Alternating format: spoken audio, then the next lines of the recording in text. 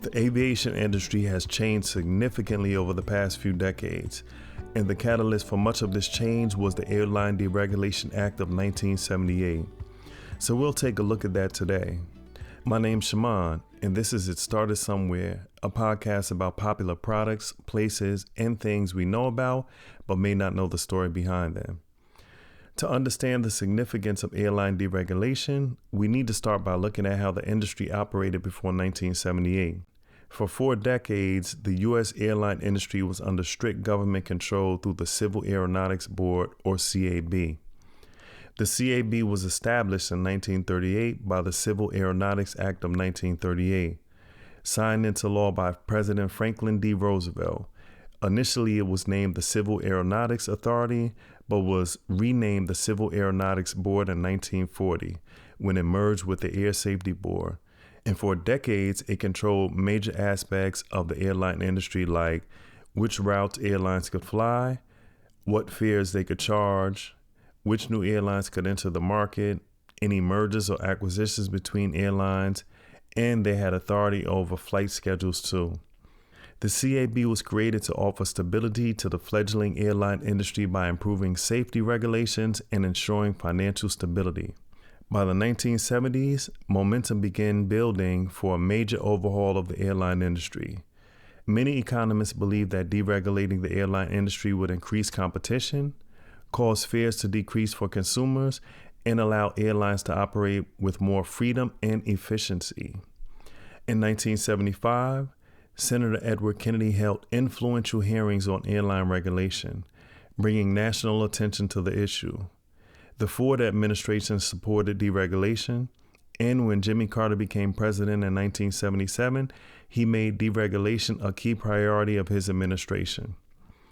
Carter's background as a peanut farmer on his father's peanut farm gave him a unique perspective on federal regulation.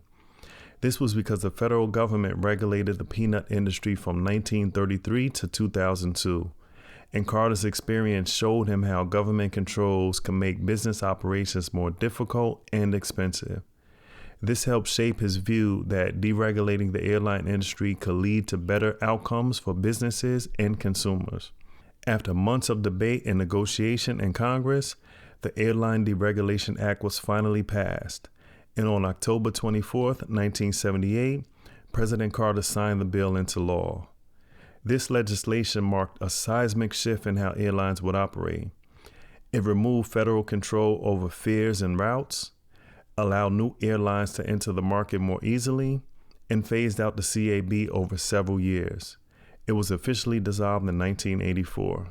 Some of the near immediate effects of deregulation were many new airlines entered the market, lower fares due to new competition, significant route changes, and many airlines switched from point-to-point systems to hub-and-spoke systems, concentrating their operations around central hub airports. More low-cost carriers entered the market or expanded. For instance, Southwest Airlines, which was around before airline deregulation, had been previously limited to intrastate routes, but now they were free to expand across state lines, and as they grew and other low-cost carriers entered the market, they changed the landscape of the industry. While deregulation brought many benefits, it also led to some challenges and controversies. Many airlines, especially legacy carriers, struggled financially in the new competitive environment, and several major airlines went bankrupt in the years following deregulation. Some critics argue that the focus on cost-cutting led to a decline in service quality. As airlines optimized their routes for profitability, some smaller airports and communities saw reduced service. Increased competition put pressure on airlines to cut costs, often leading to job losses and conflicts with labor unions. Now, over 4 decades after the Airline Deregulation Act was passed, we can see its long-term effects on the industry. Adjusted for inflation, airfares have fallen by 44.9% since deregulation, according to the Air Transport Association. While deregulation initially led to more airlines, over time the industry has consolidated. Today, a handful of large carriers dominate the market, though low-cost carriers continue to provide significant competition. The hub and spoke system, which became dominant after deregulation, is now being challenged by point-to-point routes, especially those operated by low-cost carriers. Deregulation has fostered an environment of ongoing innovation, from pricing strategies to in-flight services. The Airline Deregulation Act of 1978 was a watershed moment in the history of American aviation. It fundamentally changed how airlines operate and how Americans travel. While it has not been without its challenges, it's generally seen as a successful example of economic deregulation.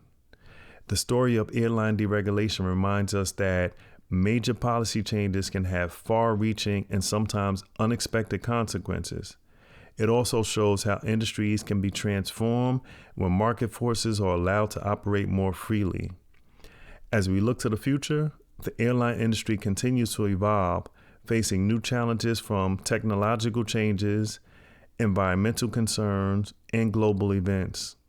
But the legacy of deregulation continues to shape the industry, ensuring that air travel remains a dynamic and competitive sector of the economy. Thank you for joining me on It Started Somewhere as we explore the history of airline deregulation. I hope you enjoyed this episode and gained some new insight into how this important piece of legislation has shaped the way we fly today. I'll catch you on the next episode.